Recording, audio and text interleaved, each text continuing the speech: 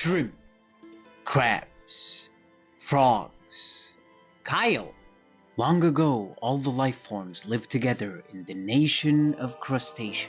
Then everything changed when the Dark Overlord attacked. Only the Brain Cell, master of all life forms, could stop him.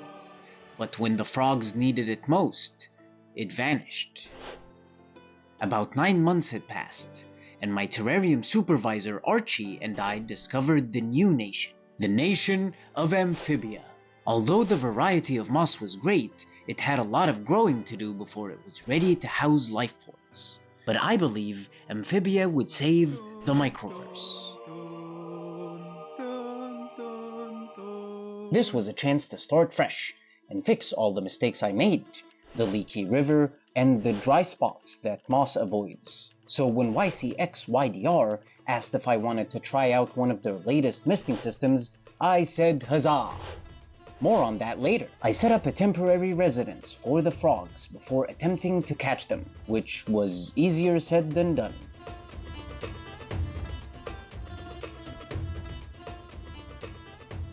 After that, I removed the hardscape and substrate from the water area so that I can take the tank out, which was also easier said than done. I removed the plants one by one, careful not to damage their root systems. Then I removed the substrate from the land area before cleaning the tank. One of the things I wanted to fix is the river system and the water return. I use a piece of corrugated plastic along with a plastic screen mesh to reinforce the river from the underside and create an under-river pathway for the return. 3 of the 6 mesh barriers that were originally installed will be left as is to maximize the return flow and filtration. I also glue filter sponges to the inner mesh screen to keep out the finer particles and debris. I then start to foam the interior sections, as well as the 2 corners, the back left corner and the front right corner. I will be setting these up as riparian plant pots. Hey, how you doing? Are you the cutest? I think you might be the cutest. Such a handsome boy. Yes, you are. After the foam cures, I cut it in silicone cocoa fiber and small pebbles. Archie, the terrarium supervisor, developed an attachment to the fire-bellied life forms, which quickly turned into obsession. After the silicone cured, I add the Leica balls to the underside of the river system. They will serve as biological filtration as well as keep the water leaking from the river within the system. I then add the mesh screen barrier needed to separate the substrate system from the water underneath.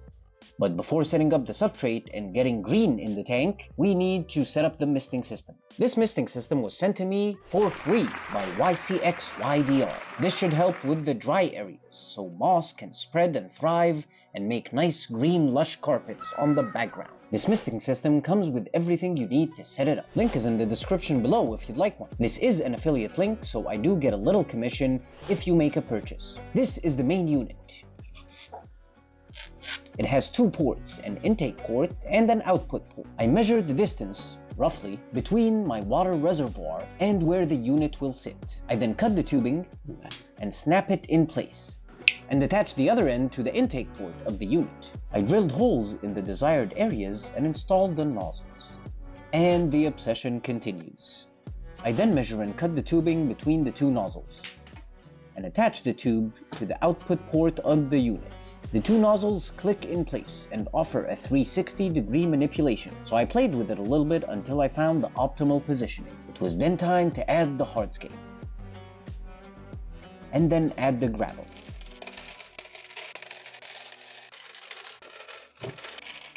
After that, I fill it up to do one last water test. All looked well, so I set up the ventilation fan. Plants love air movement, and aeration is actually one of the secrets to growing lush carpets of moss. More on that later. Before I get planting, I need some things from the pet store. It is someone's special birthday today. We're gonna get him a toy.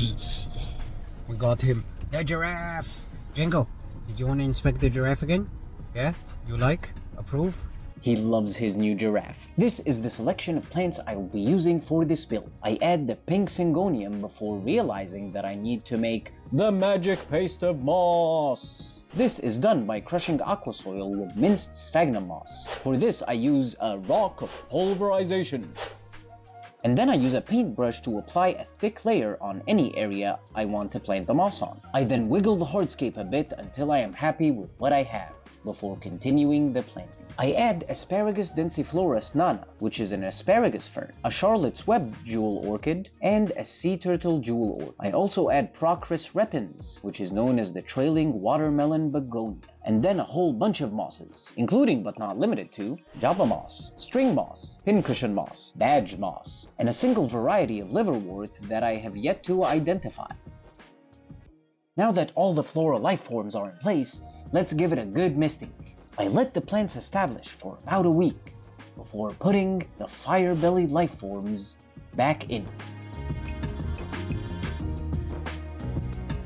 Sadly, there were still no brain cells in sight. But a new friendship did blossom.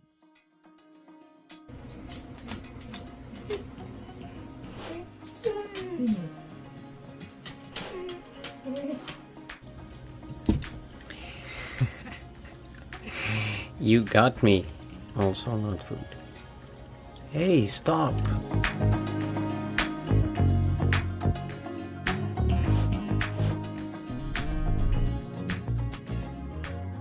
And here is what the newly developed nation of Amphibia looks like today.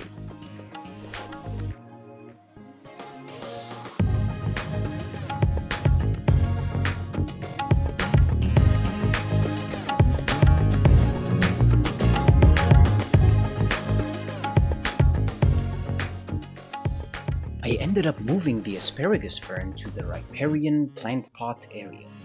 And I added this little variation of Sansevieria, or snake plant. Snake plants are very hardy. They tend to adapt to whichever environment you put them in.